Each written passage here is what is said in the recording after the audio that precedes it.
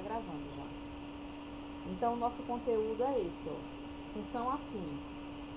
Eu vou aumentar a tela. É função afim, função linear. Vocês vão ver o que é. Esse é o camaradinha que ajudou bastante na descoberta da notação de função. Tá bom?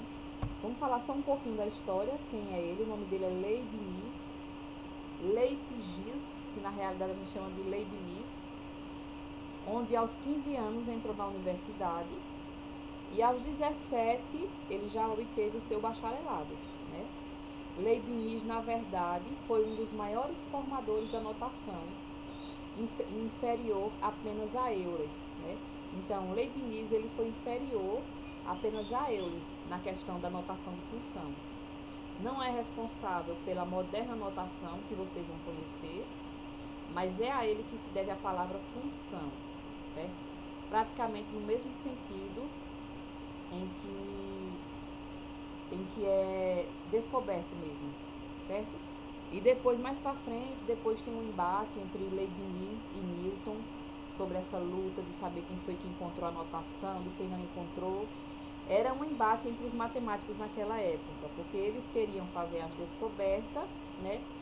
Só que não escreviam, não tinha nada registrado. Então, para que ele saísse como o maioral, ele tinha que escrever a tese dele, né? Certo? Então, era essa briga, essa luta entre Leibniz e Newton, certo? Aí a gente vai entrar agora na questão da função, né? Como é que eu vou ver e aplicar a função no meu dia a dia? Vocês veem essas duas imagens aí, ó. Tem um tanque de combustível, né? Daqueles postos, a maquininha. E esse piso que a gente tem em casa. Então, quando eu vou colocar um piso, um revestimento em casa, uma cerâmica, alguma coisa, o que é que eu vou utilizar? Eu tenho que saber a quantidade de cerâmica que eu vou comprar, né? Para poder colocar. E como é que eu vou saber a quantidade de cerâmica? Eu tenho que saber o tamanho do lugar, da área que eu vou colocar essa cerâmica, certo? Então, quais são as grandezas que vão ser utilizadas? Eu vou comprar a cerâmica, a quantidade da cerâmica, de acordo com o tamanho da área que eu vou colocar a cerâmica, certo? Então, envolve duas grandezas, né? A medida do tamanho do lugar que eu vou colocar e para saber a quantidade que eu vou comprar. Duas grandezas. Em relação ao posto de combustível, quando eu vou abastecer uma moto, um carro no combustível, o que é que eu faço? Como é que eu pago? O valor que eu pago é referente à quantidade de litros de combustível que eu vou comprar.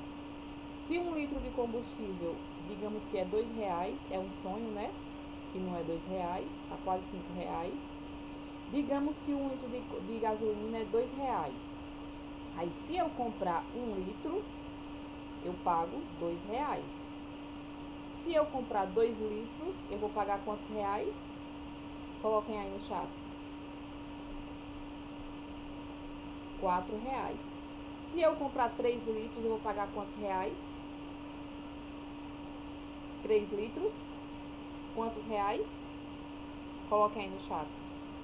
6. Exato. Então, qual é a lei de formação que envolve a função? Entrando na função. Ok, todos entenderam, né? Então, se eu quiser fazer um modelinho matemático, uma formulazinha que me diga o valor que eu devo pagar, vai ser 2, que é o preço do combustível, vezes X, certo? 2 é o preço do combustível, vezes X. X é o quê? A quantidade de litros que eu comprar. Se eu comprar 1 litro, 2 vezes 1. Se eu comprar 2 litros, 2 vezes 2. Se eu comprar 3 litros, 2 vezes 3. Entenderam? Sim? Dê um sim aí no chat. Ok, ótimo. Agora, para que estudar as funções? Justamente para isso. Ó. Em nosso dia a dia, estamos sempre comparando e relacionando números, grandezas e formas, certo?